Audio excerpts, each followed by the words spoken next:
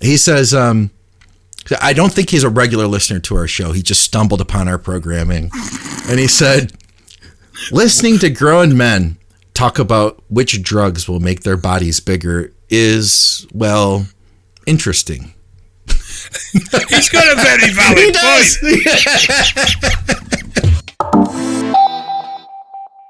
What's up, guys? Welcome back to the podcast with Dave Crosland. I'm Scott McNally, and all of our programming, it's brought to you by you, the people at Patreon. Thank you guys very much for your support. I think I got some Patreon questions today. We are brought to you by evalbloodanalysis.com. You can get your lab work done by Dave if you're in the UK. He's got staff all around the entire United Kingdom. They'll be happy to draw your blood, do phlebotomy, whatever else.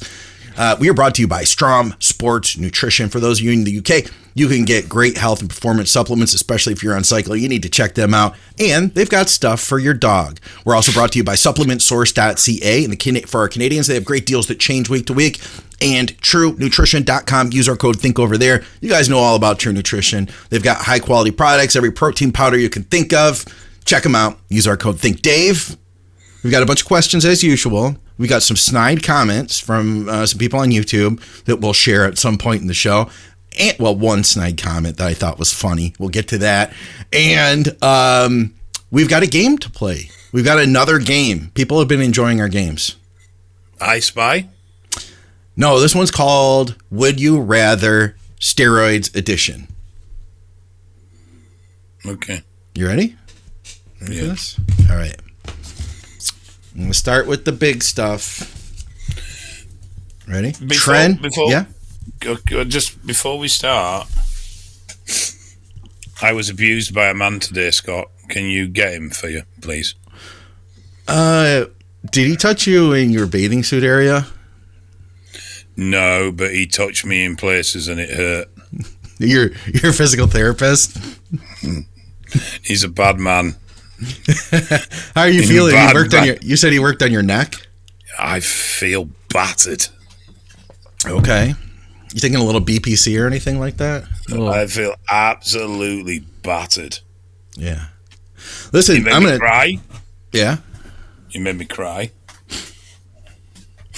And I want you to go get him. Nah, I think he did. You got everything you deserved. I'm also going to throw this out there. I don't know why, but this coffee cup tastes like dish soap. I don't know why, but it's ruined my cup of coffee. I have one drink left. And I'm just going to power through it. I've not had any coffee today. Oh, it's probably good for you. You don't need it with your heart. All right, let's get to this game, though. Go on, then. Let's get to this game. It's a fun game. Would you rather steroid edition?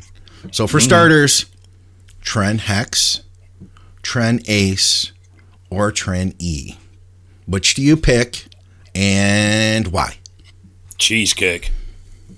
No, you got to pick one of the actual options on the list, Dave. That's what the list is for. That's how the game works.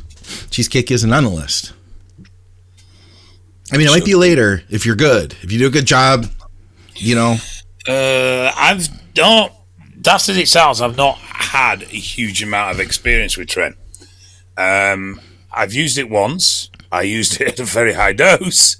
But from others,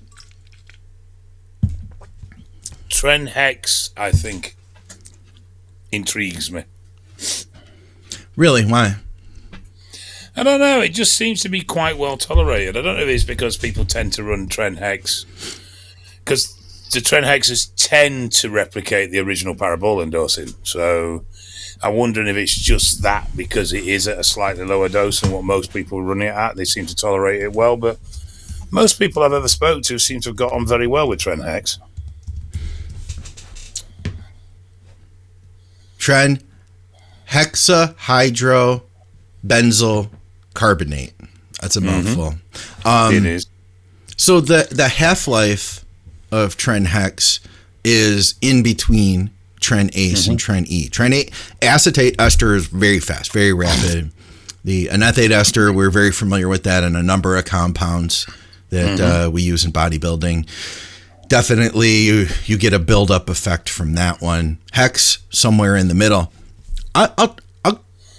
I'll go back to what I had said about Tren and side effects. I found that when I hit the Tren Ace really hard out the gate, I got a lot of sides. But if I started low and slowly tapered it up, I got much less sides. And I wonder if there's something to that. You know what I mean? That because of the hex ester that you get a slower build. I don't know. I think it's probably down to the compounding effect that when you take Ace, pretty much what you take is what you're using. Mm-hmm. You know, it's very direct in this is the dose, this is the effective dose. There's not really a huge amount of compounding with it. I think Hex, the compounding is much lower. So again, your dose is much relatable to what you're going to have in circulating blood plasma levels. Yeah. But with Nth, because the overlap is significant, because the half-life is so much longer, I think that you end up with much greater circulating plasma levels than your injectable dose would suggest.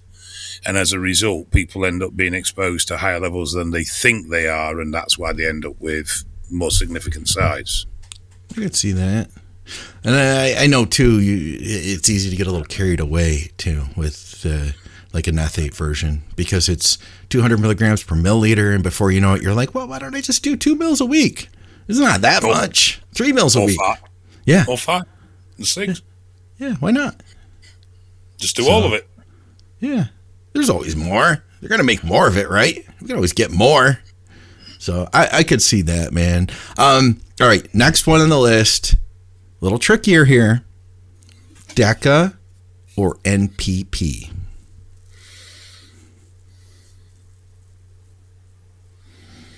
Can I have both?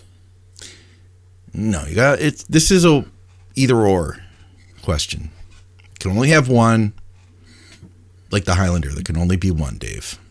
Deca. Mm-hmm. Yeah. Why? Less injecting. I don't find, for me personally, I don't get a lot of negatives from Deca. So I've got no concerns about getting it out quick or anything like that. I don't get sides anyway from it. So for me, the stability of only having to inject a couple of times as opposed to more frequently, and the ease of dosing through the enanthate, I'm quite happy with it because for me, I'm not having to manage any sides. I could see that. I forgot to answer in the first one. I've never used Hex, so I'm going to say Ace because I know that one best, and that's what I generally would prefer to use for the contest prep client too, because of experience, availability. But with this one, I would go MPP. I go opposite of you, Dave. You always do. Just to be contrary. Makes for good drama on the podcast. No, I'm a fan of MPP, and I find people who tend to be more sensitive to Deca the same people don't have the same sensitivities to NPP. I agree, but I do think that in part that's due to total plasma levels. Could be. Again, due to the build-up. But yeah, no, I would definitely agree with that. If you don't get on with Deca so well, you may actually be surprised that you get on with MPP better. I also find, and this is really counterintuitive, that people that don't get on with Deca at lower doses generally get on with it at higher doses. It's weird. I think we talked about this a little, didn't we? Yeah, it is weird, but it definitely does happen. I suspect it's around DHN levels and total DHN levels. But yeah, I've seen it in quite a few people and spoke to other people who have seen similar as well. Now, when I ran Deca at its highest, it was 800. And this was after a contest, I took a short period of time off. I probably went on sooner than I should have because I was feeling motivated to grow muscle in the off season. I went to Deca. I think it was like 1,000 test 800 Deca, but I'm sure it was 800 Deca. And man, it was just not a fun experience. I felt like I saw it in hindsight that after I had stopped taking it, I remember feeling like I just didn't feel like mentally well that whole time. It wasn't it wasn't anything like while I'm on it, I'm like, oh man, I feel really down. It was after when I was like, now in reflection, like it never clicked, at the higher dose. No, I can get that. And I without doubt, you a lot of people will suffer with a lowering of mood or a lowering of reward in life. Things just don't give you the same sort of satisfaction as they used to. Yeah, I did grow some quads that year, though. There was that.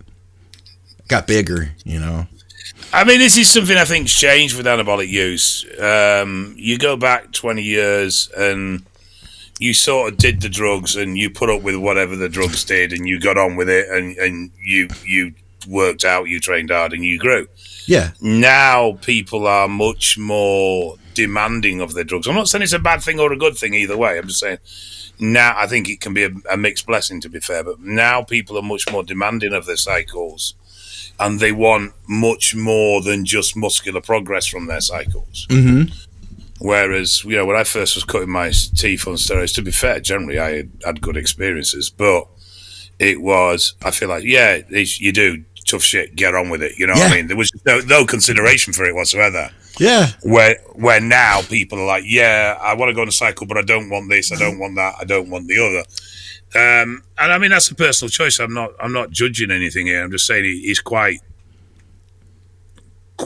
different now to how people look at cycles from when they did 20 years ago. Yeah, it's a good point, man. Because I could think of like back in the day, you get on say something like Tren, you're getting terrible insomnia. Maybe you go on the message board and you're like, oh my God, I'm getting the worst insomnia from Tren. I'm having vivid, crazy dreams of snakes. And the response you're going to get from people back then would be like, yeah, that's Tren for you, mate. If you're in the UK, they'd say, mate, that's Tren for you, mate. Right? No, that's a word you use, mate. It's not the way you say it. It just sounds so wrong. What do you mean, mate? It just sounds like you need to be on a register. It just sounds so wrong. All right. Okay, that's Tren for you, bro. Is that better? Now you start. What's up, bro? If you're from Bradford. We say bro here in the U.S., and we still do to this day. It's not just a British thing, bro. I do think that the average connoisseur of anabolics has become more demanding as time has gone on. Agreed. I don't necessarily see that as a bad thing, because I do think people suffered with shit they didn't need to suffer with. Yeah. But there was very much a case of, it's gear, shut the fuck up and get on with it. Right. You're getting bigger, right? Yeah. All right. That's all that matters. It was very much that, Yeah. All right. Sustanon or testanethate? Testanth. Probably a little bit of a different reason than you might think for this. Very, very rare is UGL sourced. Okay. But does that matter? If I'm getting 250 and it's a blend of different fast, short acting. The thing is, SUS was developed to create a stable plateau, the same as Libido does. So it was developed to raise, stay stable for about 2 weeks, slightly longer in some people, and then drop off, same as Libido does. But UGL SUS doesn't do that. So if UGL SUS doesn't do that because the blend proportions are wrong, then I don't see the advantage of using the blend, and I'd just go to a single ester, so I've got nice, easy controllability of it. Yeah. All right. And real easy one for you. We talked about Superdrol last week. Superdrol or Anadrol? We know the answer, guys. Yeah, I'm not even going to answer this. There's no point, is there? Guys, if you've watched the other 200 and whatever shows, then you know Dave would say, Oxy. Oxys. So anyway, we got a bunch of questions. I hope that everybody enjoyed the game. Hang on a minute. You've not answered the last two. Oh, I didn't? No, I said... No. I said MPP. You know what? I would probably go with Test E. I would go with Test E. I on a big sust kick for a long time, but I'm not a fan of the super long esters, and I found that when I think that maybe even contributed to higher hematocrit at one point, running a lot of super long esters. So I think that I like the control test E, even test SIP. I've never been a SIP fan. How about that one, Dave? SIP was my first ever cycle. That's what I got. Test SIP versus test E. Now here in the States, we all do test SIP for TRT. In the UK, you guys do test E, right? If you're self-diagnosing, yes. If you're on prescription, you don't tend to get it. Oh, really? Okay, I thought so. That's what it was. Well, it depends. If you're NHS, you won't get it because it's too expensive. But test E? Yeah. Okay. So a vial of Sustanon retail is $4.50. A vial of test E retail, if it's British, is about £96. Yeah. So I mean, all right, that's a 10 ml vial. No, but the difference is what a lot of the TRT companies do is they ship in from Europe, and it comes in from Europe at the same price as Sus. So again, it's about £4.50 a vial. Okay. So a lot of the TRT companies will bring it in from Europe, but if you go for the NHS, they don't offer it, generally speaking, because it's just too bloody expensive. Yeah. So they'll only offer you Sustanon or Nabido. I quite like SIP for TRT, I must admit. It seems to be much, much easier to manage. But I tendency to go nth when it came to cycling. But yeah, I would have said nth over Sust every day. And what about the last one then? Superdrol or Oxy? I would probably, it depends. So this last couple of years, if people you want to say it. You want to say it. I have a lead up. The last couple of years, I have been experimenting with Superdrol for people in a peaking situation. I've also experimented with it in place of Anadrol in the off season. Generally in the off season, we keep it for a controlled period of time, 2 weeks, 3 weeks, but limited. Pre-workout several times per week. Also with off days, trying to avoid digestive issues, destroying of appetite. Even with the experience of about 2+ years of experimenting with Superdrol in off season and contest prep, I think I'm still a fan of Oxy. Yeah, so I think I'd go with that. You happy? I am. All right. So we have some people with us in the stream. You guys are welcome to chime in with questions, and we tackle all of your questions that you post on the previous episode here at YouTube. So feel free to comment with questions. Plus, if you're new here, let me encourage you to subscribe and hit the bell, because we have several shows that come out each week. And if you don't hit the bell, YouTube doesn't seem to be very good at showing content that you've subscribed to anymore. You got to hit the bell. Otherwise, you may not ever see us again, even if you're subscribed. So definitely subscribe, hit the bell. Dave, listener questions this week. I'm just going to dive in from the top. We had a guy who said, and he genuinely said, I am sorry I couldn't understand Dave's accent. But he said the compound that gave him the most jump in strength was sinasterone. Is that what it was called? Sinasterone, yeah. I think we looked that up at one point, didn't we? I can't remember ever being able to find it since. What do you mean you can't understand my accent? I thought we looked it up and we determined that it was a brand of Anadrol. I believe it was based on Anadrol. I don't know if it was just straight Anadrol. Okay. Yeah, I thought we looked it up. I'm trying to find it. I think I'd have to do a little bit more digging. No, I don't think we could find it, and I said that I believed it was based around Oxy. All right. Hey, let's do this, guys. If you want to... what's this? No, that's not it. Here's Sinastone. Yeah, it's not it. No, that's different. If you guys find anything about it, drop a link and let us know what you found. What's up? Bill's with us. Bill's got made some incredible progress in the last couple of years. All right. I like how he said he couldn't understand your accent. Should we get subtitles for the show? That's also a question. What do you think, Dave? I think he needs to learn to speak English. I'm going to be honest with you. So I can understand your accent plain as day. But when I was in the airport leaving Manchester, is where I flew out of, right? I was in the airport and these two girls were standing there and they're looking at their tickets and they're looking around and they turned to me and they said something.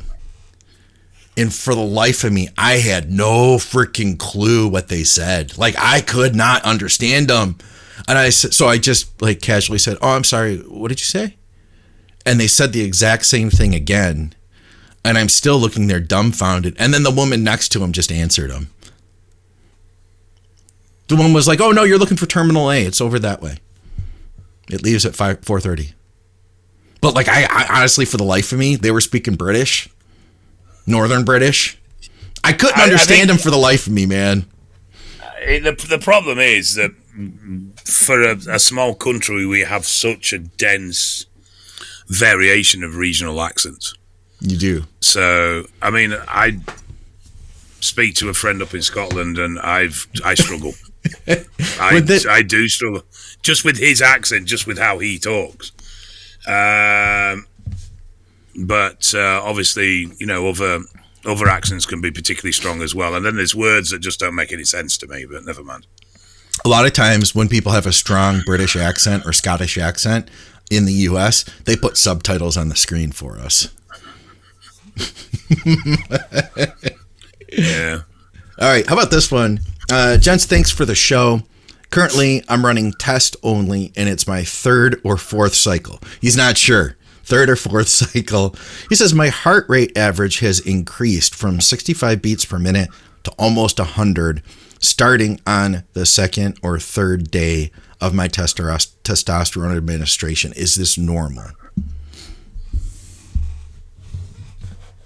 I would be, though hormonal levels are going to be peaked within 24, 36 hours of injection, I would be shocked if it was having that dramatic effect on heart rate.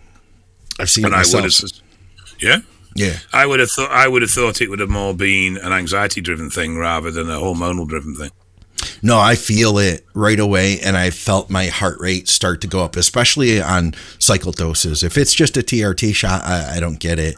But if I have, like, you know, very little test in my system, and then boom, I go on to a 500 milligram cycle. In the past, I had noticed a change pretty rapidly. Okay. And did it sustain or did it settle down once you got into the cycle? I don't think it ever really kind of completely went back down. Oh, no, I wouldn't expect it to go completely back to non-usage levels, but I would have suspected that it would calm down. I mean, 100's technically hypertensive anyway, isn't it? I mean, that's an accelerated heart rate. You shouldn't be hitting 100 at rest. Yeah. So you really do want that down. Yeah. I mean, at the end of the day, anabolics are going to be like central nervous system stimulating, you know? And I think there's something to that. There's going to be some, but I just wouldn't expect such a dramatic jump within 2 or 3 days. But if you've experienced it, then fine. I was wondering if it was just more of an anxiety-driven thing because they were conscious that they were on anabolics. The fact that but then see, the problem is I don't feel it. I mean, with my heart condition now, my heart rate can go all over the place, and I just don't feel it. I don't feel any different. Yeah. So I can't speak from personal experience because even if my heart rate was elevated, I wouldn't have known. Yeah. Unless I'd physically checked it. So has he been monitoring it, which then to me would suggest that he's got an element of health anxiety anyway, or has he physically felt it and that's why he's gone and looked at it? You know what? We've all got a lot of people, we've got the Apple Watches or, you know, all these wearable devices. So I think a lot more people are seeing that. Oh, you're not one of us, Dave. You're not one of the cool people. So I didn't expect you to have an Apple Watch. All right. What do you mean I'm not cool? You don't well, look at your wrist. You have an Apple Watch on. Don't have any Apple products. Oh, actually, I do. I have an Apple iPad that I got for free. Yeah. Dave's not a Big Mac fan. But you know what I mean? People, I think, are just in general more aware nowadays. Yeah, I would suspect, too, if he's getting this already, you might be more prone to getting high blood pressure issues. Like, I'd definitely keep an eye on that, right? One of the common questions we get asked by you guys is, what would you do differently with your bodybuilding if you could go back in time? Given all the experience and education I have today, there's a number of things that I would have done differently. One of them is that I would have started using collagen sooner. Collagen is one of the few supplements that will actually rebuild connective tissue. It took me tearing my supraspinatus in 2021 to get with the program. I use True Nutrition's hydrolyzed beef collagen. I get the unflavored version. I pay for it myself just like you guys do. I use 20 grams a day, mix it into my coffee. It's totally unflavored. You don't even taste it. Plus, I use 10 grams of their micronized creatine. Creatine has been shown to improve brain health, especially for the aging brain. I need that. And of course, you know, we've always known about the muscle building effects. So this is my morning routine every day, and I'm encouraging you guys to do the same. Use our code THINK for savings. Plus, it's the only way for them to know that this advertising is being heard. Otherwise, they just think you're some random dude that clicked on an ad. Ain't nothing to it but to do it. What about this one? Hey guys, absolutely love the podcast. Long time listener. First question. Is somebody who has an IBD, I always find when I add in an oral to a cycle, I experience a lot of GI issues. Dave mentioned a few questions ago that T-ball was well tolerated. How would you best approach adding this in, say, the last 4 weeks to the last 6 weeks of a cycle?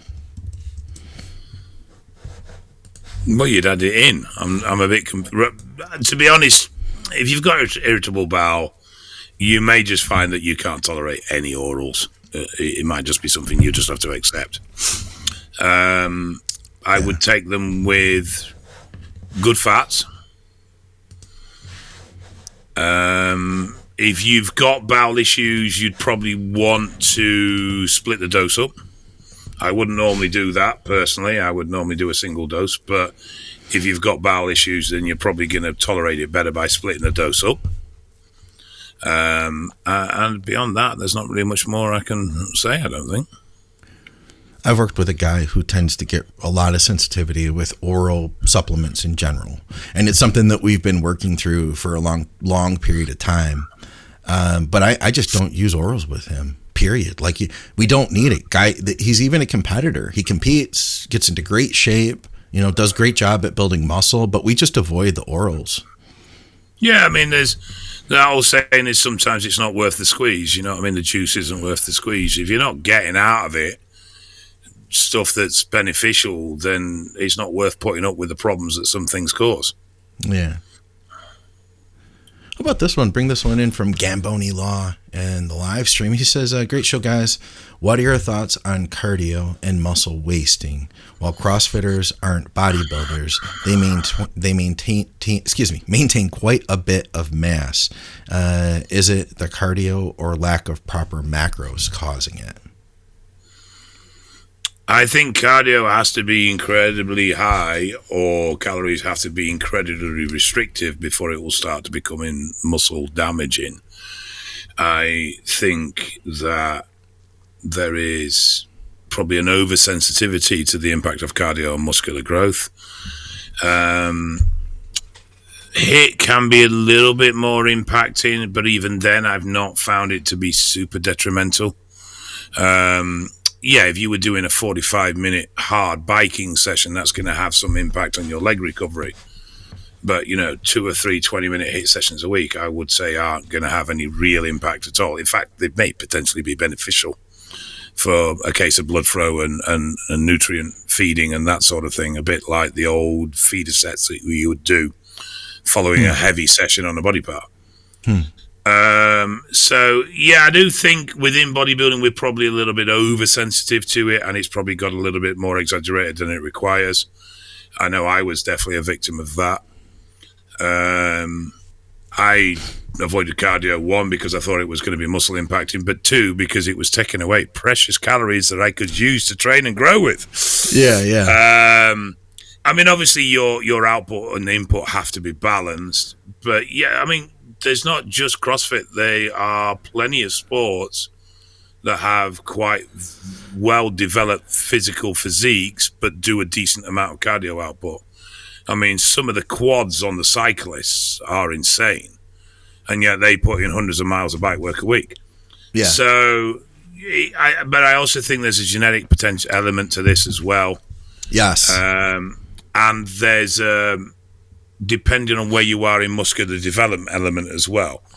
So you don't see Olympian style levels of muscle mass on CrossFitters. I was going to say that. That was going to be one of my points. Yeah, that's a good one. So there is a limit to how much muscle mass these extremely physically active individuals can carry. The girls seem to do it better, though. I must admit, the girls seem to carry more tissue with a high cardio output than the men do. Yeah, I would say in general, women, I feel, are more resistant to muscle loss than men are. That's just what I've seen over the years, and I've heard other people say that, other coaches. I do think they also have a greater tolerance to output as well. Yeah, like higher volume. Yeah. It's interesting because when we just say CrossFitters, there's a wide range of CrossFitters, out there. And the majority of them, I don't think carry very much muscle. When I say the majority, meaning like if you go into a local gym, you'll find some people that are into bodybuilding, some people that are into CrossFit, some people that are there to meet their Friday hookup, all sorts of reasons to be in the gym. But the people who are doing CrossFit across the board, they generally aren't very big people to be. They usually have like some tree trunk legs, if they're doing it a lot, and not a lot of upper body going on. I've got a joke for you. Yeah, what's that? You may have to edit it out depending on how. Oh, I don't have time to edit, Dave. You better edit yourself. Edit whatever word you're going to say. There's no swearies. There's no swearies. Okay. So if there's a vegan CrossFitter, which thing does he tell you about first? Why would I need to edit that out? I didn't know how sensitive we were this week. No. We? When you say we, are you talking about me, Dave? Sometimes you have a go at me about offending different groups of people, and another time, it's all right. I never know where I stand. It depends on the groups of people. We can rip on CrossFitters and vegans. That's fair game. We're allowed to, it's okay. It's okay. We just give them credit. That said, if you're into CrossFit and you watch our show, I'd be curious to know. I mean, CrossFitters use gear too, right? Yeah, the deep, dark, dirty secret, the one they never admit to. So that brings me to this question, which I thought, or comment from Daniel Wilson, dash K2D. He says, I don't think he's a regular listener to our show. He just stumbled upon our programming. And he said, listening to grown men talk about which drugs will make their bodies bigger is, well, interesting. He's got a very valid point. I mean, you're talking about grown men that not only are talking about what drugs make them bigger, I'm very concerned with the size of their peanuts, but that are also going to cover themselves in Marmite and stand on stage in a pair of sparkly underpants. Yeah. Going to war, bro. For an outsider looking in, it's a very weird world. It really is. It really is. So I can't fault him on that one. How about this one? A question for the next show. Could you advise which supplements, apart from creatine, are good for the brain? Speed. No supplements. Over-the-counter health. We're thinking health here, Dave.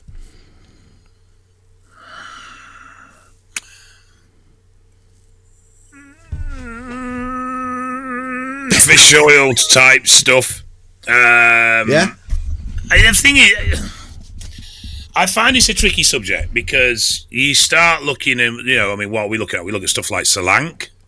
Yeah. See, for like, that's like I don't know if it's a supplement for the brain. Like, we're not improving your brain health as much as we're like, it's a PED kind of thing, you know? Yeah, but this is so where are we are this is, I mean, are we looking at chemicals that improve brain function? Yeah. Or are we looking at just general health supplements that have a proven support of brain function? Because, you know, there's a whole world of weird and wonderful stuff. Mm-hmm. You've got blue, you know, there's modafinil, there's all sorts of stuff. Now, I personally don't really like any of them. Yeah. So I as a result, I have very poor knowledge around the subject matter, because it's just not something I've ever considered as being. For some reason, I was more than willing to shove shitloads of drugs in my body that would screw up my insides, but I was very adverse to taking anything that I knew directly messed with my brain. Okay. Apart from the Tren, but then I wasn't really aware of what the Tren did at that point. So. And the Deca, you know. But that never, they're saying I never, apart from the memory, which is shot to shit, I never had any of the low mood issues or anything like that. Yeah, no, that's what I meant was you've talked about like the memory stuff, that, you know, that being a brain thing. So yeah, I've always found, it's like, I worked for years in security in the rave scene, never took MDMA, never took coke, well, once as a very tiny amount just to sort of see what it did. But I've stayed well away from all that sort of stuff because I've always had this big aversion to messing with the chemicals in my head. Really, I mean, Vic D, B12. Just 2 grams, just 5 grams of gear for me, please. That's all I need. Yeah, I know, it's ironic. And when you say it out loud, it sounds absolutely ludicrous. And I do get that. I do understand why people will be sat there going, what the fuck are you on about, Dave? But yeah, it's just been something I've stayed away from. I really have. It's just something, and as a result, I've not really developed any knowledge around it. But from a health point of view, B12, Vit D, fish oils, you know, you're looking at those sort of things, really, unless you want to start getting into specifics around problems where you're looking at stuff like lion's mane if you've got, you know, cortisol issues and stuff like that. Yeah, I was happily surprised with L-carnitine. Yeah. Either acetyl L-carnitine orally or the injectable L-carnitine from the amino site that we don't really talk about. I've had good, like, I was surprised. I noticed like a great cognitive boost from it. And so from what I had learned listening to Scott Stevenson talk at one of John Meadows' seminars years back at the Arnold, it takes an extended period for the oral to build up in your system to help with fat loss benefits. But even the oral, I found great benefits just out the gate. Like within the first day of taking it, I found like a cognitive boost from it. And I'm a big fan of L-carnitine. And like he mentioned, I think it's, you know, some of the stuff, like he said, besides creatine, because I've talked about how, you know, creatine's great for brain health. I don't feel a difference when I take it. It's not like, I took my creatine and it's like I drank coffee or something. You know what I mean? Yeah, it's not like a performance booster in the sense of brain functioning booster, whereas L-carnitine you will definitely, well, I wouldn't say definitely, but you should feel, it's like you on a good day, functionality-wise. So it's like, I don't know where you cut the line off here. You know, at what point are we dabbling and at what point are we supplementing? Yeah. All right. See what else we have here? All right. I loved that comment about growing men trying to take drugs to get bigger. Well, it also depends. Is he discussing physically grown men or mentally grown men? Because if he's talking mentally, we're not grown at all. That's a good point.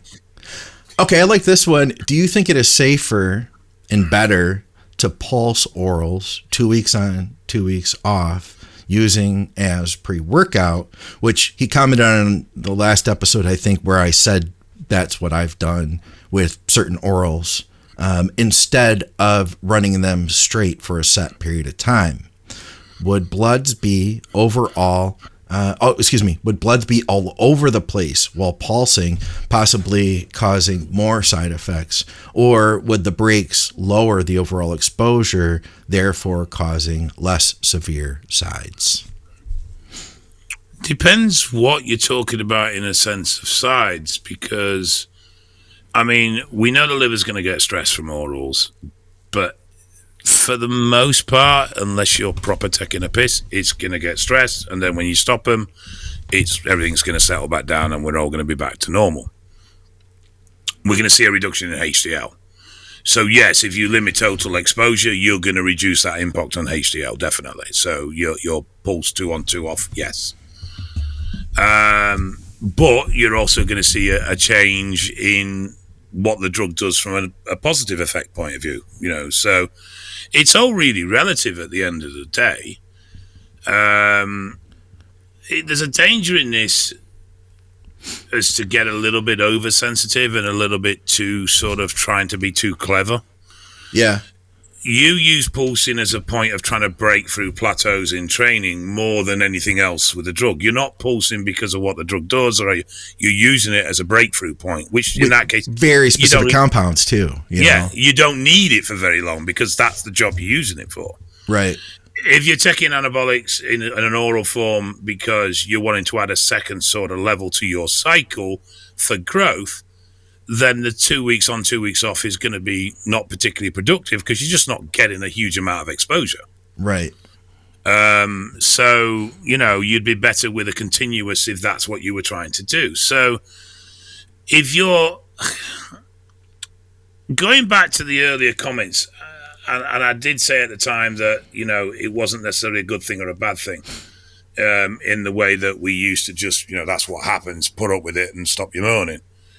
But I think there also has to be a point of, this is the effects of what this drug does.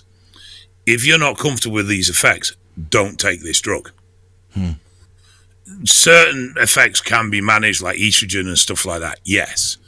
But if taking an oral trashes your digestive system, then don't take orals. If you are that health concerned about the impact of orals, then don't use them. Yeah. Because that's the safest approach. Rather than messing around with doing overly complex things that sort of don't really hit the mark either way. If you were doing a couple of weeks on and couple of weeks off, and so you ended up looking at them for a 6-week period and you end up doing 3 weeks on, it's sort of, from a muscular growth point of view, it's sort of, is it worth bothering with, really? Yeah.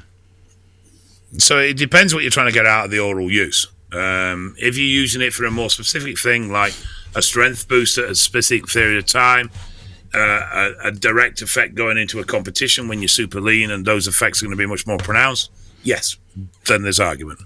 Yeah, so like if I were going to use Winstrol to get that last final conditioning look for a contest, I'm going to use it every day, versus Superdrol, like we talked about last week, to break through a strength rep plateau in the off season. It's just boom, let's surgically drop it in there on a specific day. We don't need to worry about the long term, build up. No.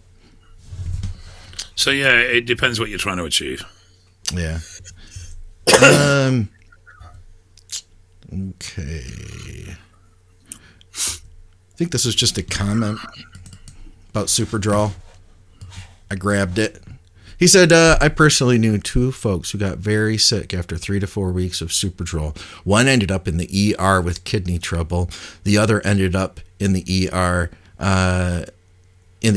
Was only on Superdrol. And the other was on test and more, and just ended up very sick and couldn't eat or whatever. Personally, I added it several times, usually only 2 weeks, absolutely 3 at the most, 10 milligrams per day. I just ended up not feeling well on it, which is what I got out of it. I had a pouch of it once, and after, I just couldn't feel good. I ended up getting rid of it. I gave it away to a friend. Oh, some friend giving the drug that makes you ill. I was like, I can't handle it, but maybe you can. And I told him, and he was like, yeah. And it worked out. Guess what? It worked out fine for him. Yeah, there is definitely a variance of tolerance with it. And when you're acting with multiple compounds, it's just a case of, it's a bit unreasonable to say the Superdrol caused the problem, because it could be that the Superdrol was the straw that broke the camel's back. Yeah. No, I don't know about this one.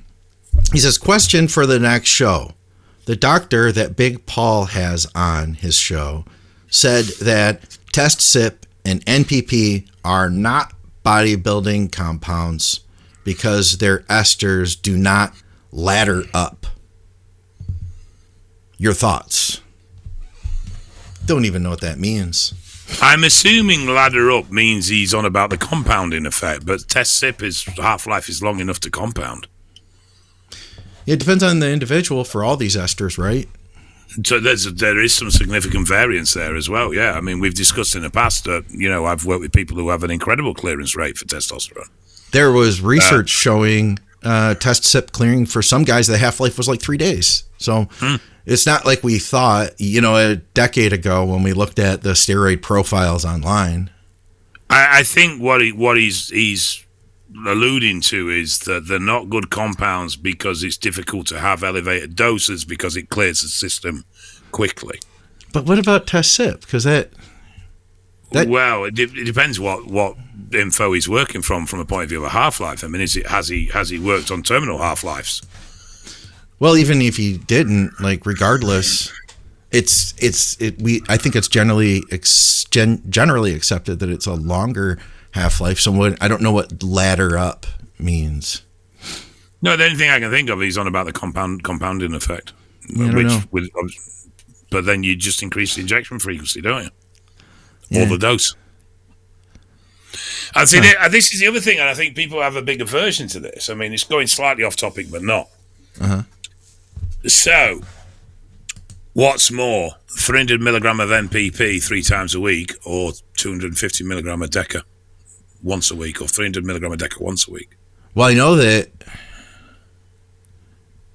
the ester weight of NPP is really high. It's similar to Deca. So you subtract that ester weight, and then the remainder is how much hormone you have. So like test base, you get 100 milligrams of hormone, whereas once you start adding esters, maybe you only get 90 or 70. And I think Deca and NPP are pretty similar. It's not the weight I was getting at. So you're going to get at the buildup? Yeah, so NPP clears much faster. So most people say, oh, that's a huge amount of NPP. I'd rather just do, say, 300 mg of Deca, which is a lot less. But with Deca's half-life being so long, you're going to get this accumulation effect that by the time you get 6-7 weeks into the cycle, your total circulating levels of Deca are probably not going to be that far off from the double dose you were using with NPP.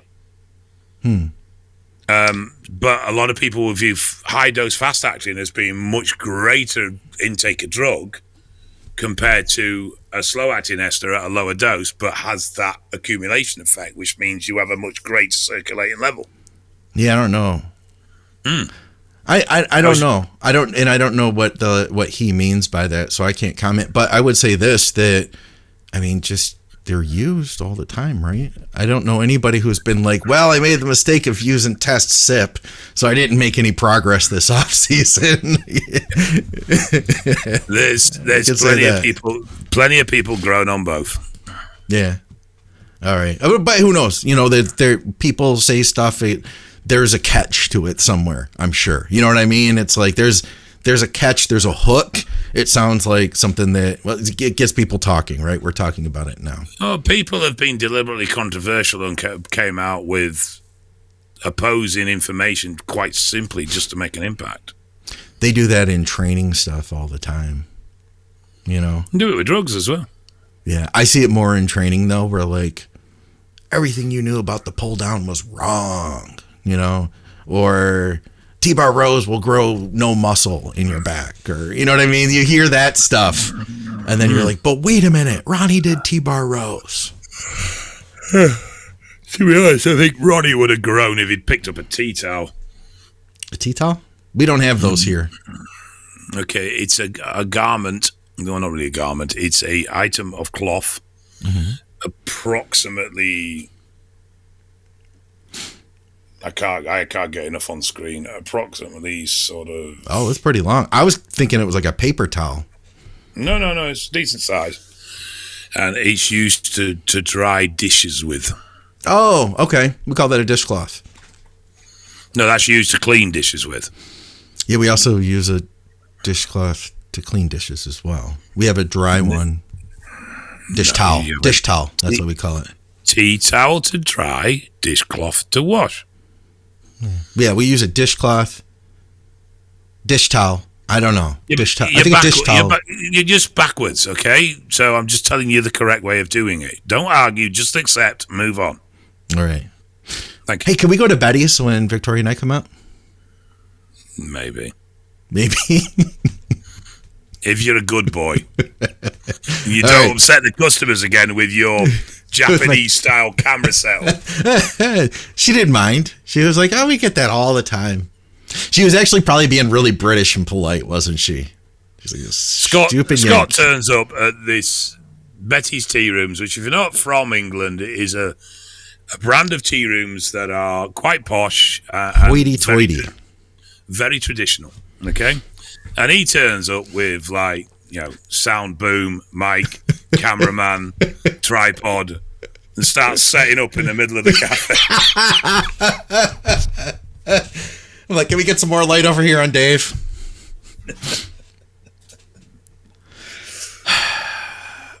Is there any reason to take oral Winstrol and Anadrol when they are highly available nowadays in an injectable form? Injectable seems to be much less harm, especially when it comes to the digestive system. He makes points. I agree. It's decently on the digestive, yes. Still 17 alkylated at the end of the day. Take your mic, pull the mic in. Pull the mic in. Or pull you into the mic, one of the two. Is that better? No, you do that every time when you blow their eardrums out. There you go. You gotta, it's balanced, Dave. Distance. I need a new mic. We'll call my protein up to do another interview. I want one like yours that sits on my desk rather than me boomy one. Anyway. I'm going to get a boom because this one's about to go. My ear jack thing is hanging on by a thread. There's going to be a day that we go to connect. I'm going to be like, Dave, I can't hear you. I'm going to have to get a new mic before we can record another show. Like, that day is coming soon. So get a new mic then. I'm going to, after the Olympia, I'll get one. Thank you to Patreon, by the way, because they will definitely be responsible for helping make that happen. Yeah, they will. They will. That's what Patreon's for, man, to help pay for this stuff, and I appreciate those guys a ton. So. Anyway, back to you know what? You say it's freely available. It's not something that's that easily available over here. It's way more available now than it used to be, and I see a lot of people who are really into Superdrol specifically. Like when we did our show last week on Superdrol, a lot of people were like, oh, I love the injectable. Love the injectable. 5 stars. Yeah, it's not a 5-star review on Google. It's not that. The injectable versions aren't that common over here. I don't think it's ever really had the same popularity over here as an injectable as it has stateside. But yeah, it makes a lot of sense, I must admit.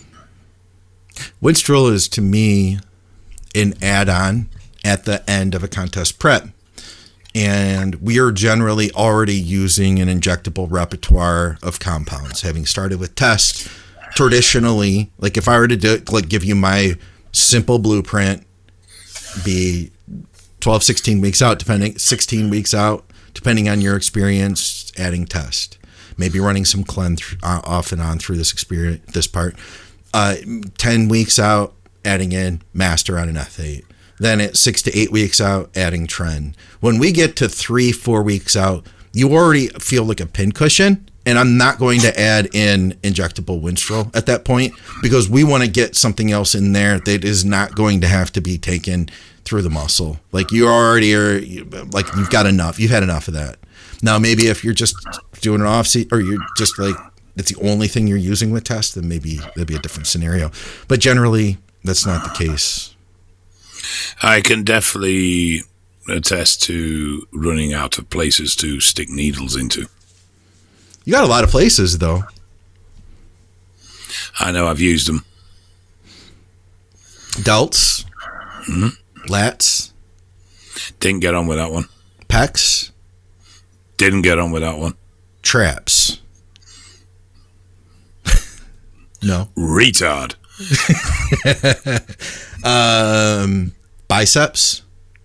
Biceps, both heads. Triceps. 2 heads of tricep. Quads. Didn't get on with quads. Glutes. Yes. Rear delts. Occasionally, if I was desperate.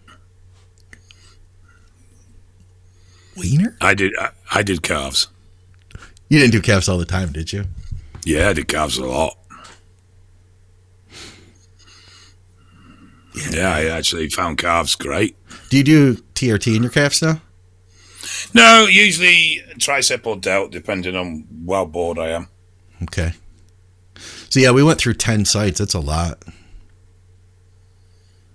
Yeah, it's 5 grams, a lot of oil. Ooh. Dom on the live stream, he says, do y'all recommend transferring oil from an amp to a vial or just backload from the amp to a pre-filled syringe? I would be more comfortable putting things in a vial for prolonged storage than I would leaving them in a syringe, personally. So you're talking about if you're like only taking half an amp? Yeah. Well, it also depends on how long you're storing it for as well.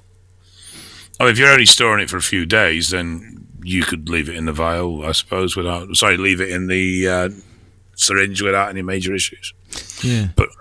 But it's not something that I would be looking to store oil in for an extended period of time. Yeah. I've known people who are like, hey, I like to preload all my pens for the week, and then they line them up. I'm not into that. No, I'm not either. But I don't know why I'm not. It just seems wrong for some reason. I just get together when you're going to use it, you know? Maybe it's just because it's change and I don't like change.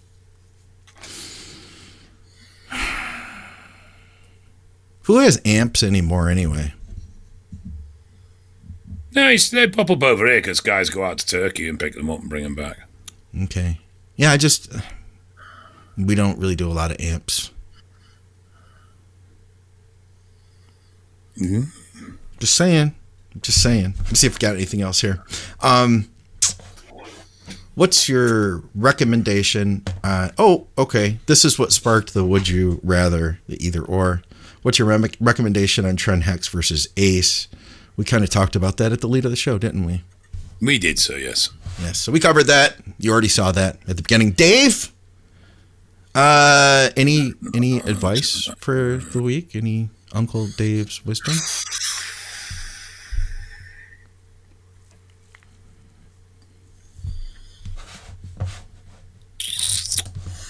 I had thought of something, and then I wasn't sure if I'd already done it. And I probably have already done it because we're running out of shit now. Hey, you want to hear something? Listen to this. I'm going to start saying stuff like "Don't eat yellow snow," you know. Listen to this.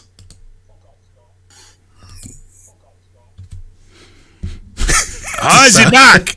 We haven't had that for a long time. Soundbite. Got one. Yeah, just was reloaded that that. from my life lessons on raising a daughter. Seller. They're a pain in the ass. Get rid as quick as you can. Get a rabbit instead. Get a rabbit instead. We could do that if you want. Do you want I mean, personally, I don't regard myself as being a very good father, but I'm more than happy to share what little tidbits I have picked up. Yeah, let's hear what you got. There's a lot of people who listen to us that have kids. I'm not responsible enough for children, so. So I think one of the things we're driven to do or prone to do is you want to protect your child. It's an obvious thing. And you want to protect your child from being upset. But what you've got to remember is that your child being upset is a very important lesson and experience for them to learn how to deal and process and cope with those emotions. So if your child gets upset because they didn't win the race, you buying them a treat and rewarding them because they didn't win the race means they don't deal and they don't learn to deal with the negative emotion around loss. because they've won in another way. So it's important that you let your child lose. It's important that you let your child fail. You let your child fall. You let your child get hurt emotionally and to an extent physically to a little degree, because that's how they learn. That's how you teach them. And when you don't, they grow up to be emotionally inadequate individuals who cannot cope with life, because you can't protect them from the world. You can't protect them from work employees and bad bosses and shitty customers and just an angry man in a taxi. You know, these things are gonna happen, and if they haven't experienced that negativity, they don't know how to process it. A friend of mine who's a very successful businessman, we were talking the other week actually, and it's funny because we were talking about this, and he was saying that his son got really, really upset. He'd lost a competition. I think it was something to do with football, but he'd got really upset. He was crying in the changing rooms. He'd lost a competition. And he went up to him and he said, remember how this feels. Yeah. Because if you don't want to feel like this, you need to put the work in and you need to improve. But remember how this feels, because it's important. And it is important to lose. It's important to accept and understand what losing feels like, because we can't all be winners, and we aren't always winners, and we never will always be winners. There will always be losses in life. We learn from losses. You learn more from losing than you do from winning. So I would say that one thing you need to be with your children is you've got to give them room to explore. You've got to give them room to find their own boundaries, in the sense of, let them climb a tree, let them go out on a bike and do the stuff that these sort of 70s and 80s kids do that we all share. You can't do that now. But also, don't shield them from negative emotions.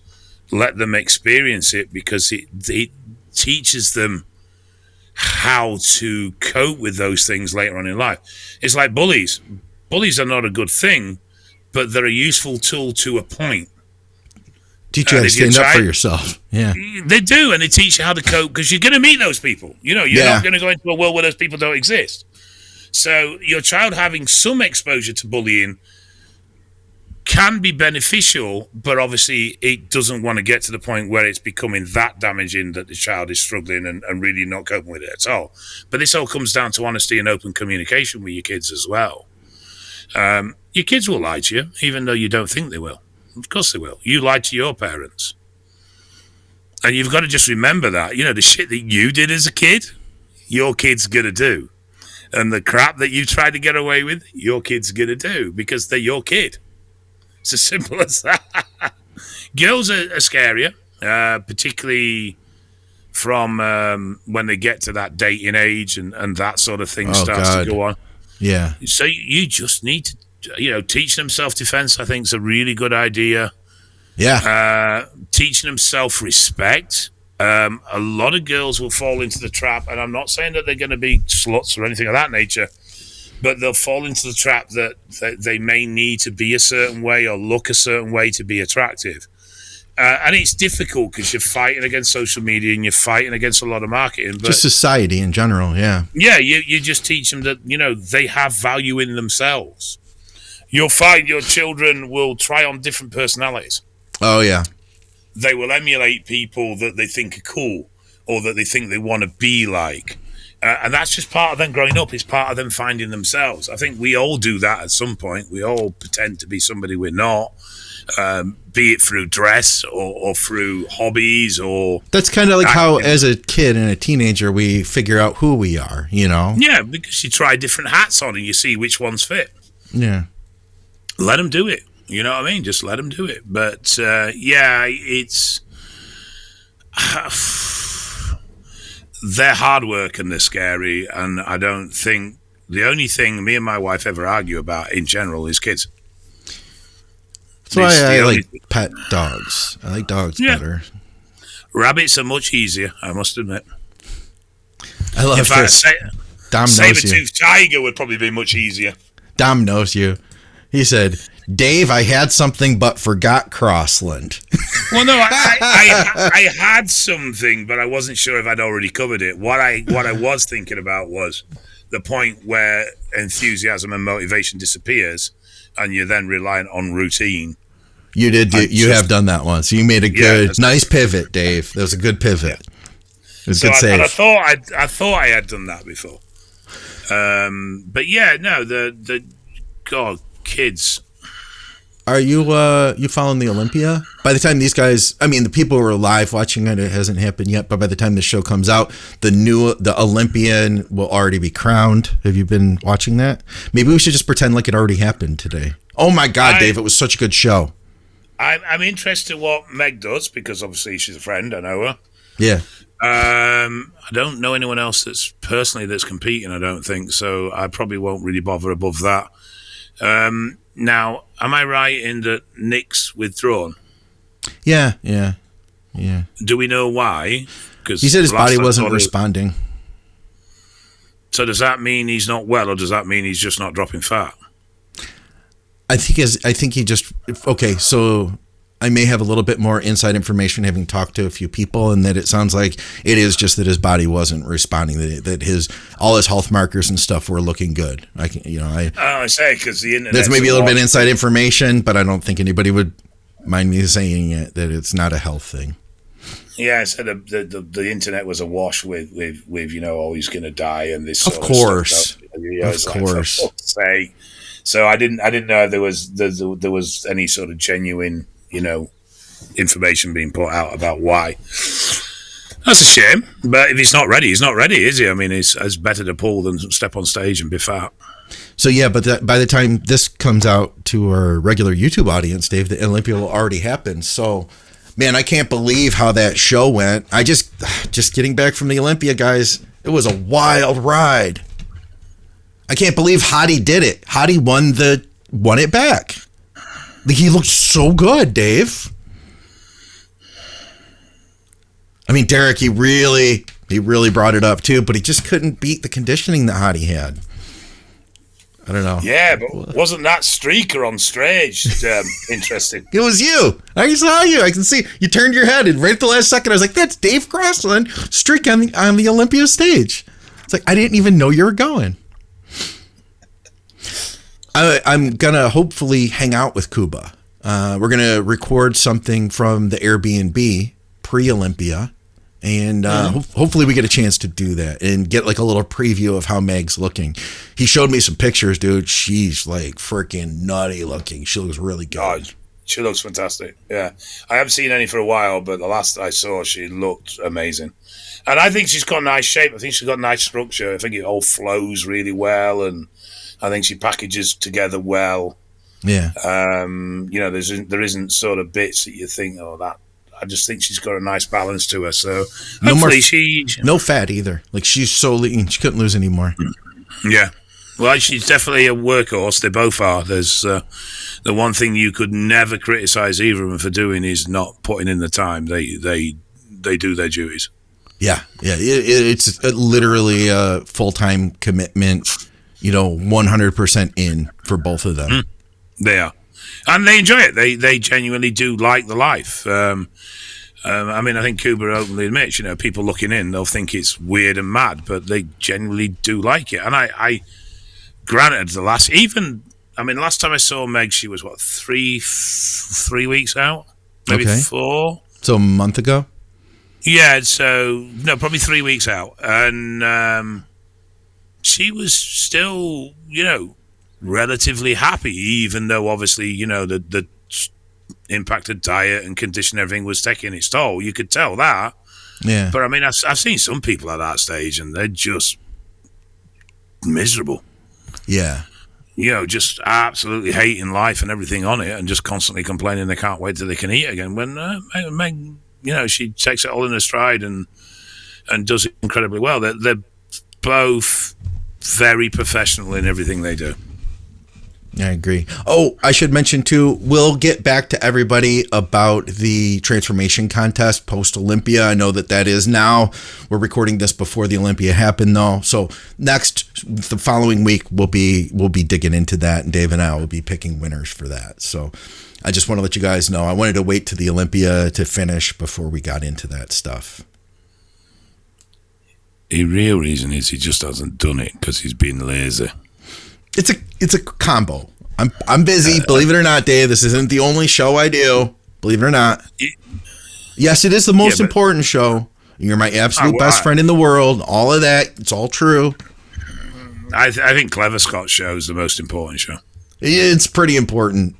Although, he doesn't get quite the views. People don't connect to that for some reason as much as like talking about what's the best steroid for a deserted island. They find that more entertaining, Yeah, I think it's... I don't think people realize how amazing Scott is and what a wealth of knowledge he is. Agreed. And he's a resource that's available to people. All they have to do is watch. Yeah. And they don't. And it can get heavy. Scott can get a bit technical at times. But I mean, the man's just incredible. He's a genius. Yeah. As far as I'm concerned, one of, if not the cleverest man within the industry. Yeah, I would totally agree with that. We're also going to have a guest on pretty soon again. We had that guy from Instagram. We are, and we're also going to have a couple of other guests, aren't we? Of the other thing. Yes. The thing that I told you to ask the person about that you asked, and then I spoke to him because you never told me, and he said yes, it was a goer. Yes. All right. Well, we'll do that too. You know what I'm on about, don't you? Of course I do. Yeah. The two guests together. Yes. No, I know what you meant from the beginning, Dave. You look confused, though. That's just my normal look. Well, that's true, yeah. All right. I got a bunch of stuff to do. I got to, when we're done with this show, I am unplugging everything and starting to like roll cords up, put it in bags. I have to take all this stuff to the Olympia. I have to buy a new tripod. I need a second tripod for this. $250 freaking bucks for a tripod, but I have to have two good ones. I have a second one, but it's massive. It's like a studio tripod. There's no way I'm taking that all the way on a plane, dude. It's huge. It's too much. Drive there, then. It's like 2.5 days, Dave. And? My reservation's for tomorrow night. Okay. Jesus Christ. Well, plan, Scott. You could have set off on Sunday. It's true. Guys, we appreciate everybody tuning in. Dave, do you have any pillars of gear coming up? Any pillars of strength coming up anytime soon? I've got a course starting tonight and a course starting Thursday, but they're both sold out. So okay. I'm not sure if I'm going to squeeze another one before Christmas. Okay. Doubtful. I might if there's interest. I don't know. We'll see. Well, get a hold of Dave, guys. We'll have his social media down below. You can reach out to him there. And sign up for the next one. Just get your reservation in. And of course, check out TrueNutrition.com. Use our code THINK over there. SupplementSource.ca for Canadians. And thank you guys very much for all your support at Patreon. We did have some Patreon questions that we will tackle on the next show. And TrueNutrition.com. Use our code THINK. Did I say Strom Sports Nutrition? For those of you in the UK? All right, Strom. Check out Strom and check them out for joint supplements for your dog. Good joint supplements for your dog, Dave. Do you know that? Unprofessional, Scott.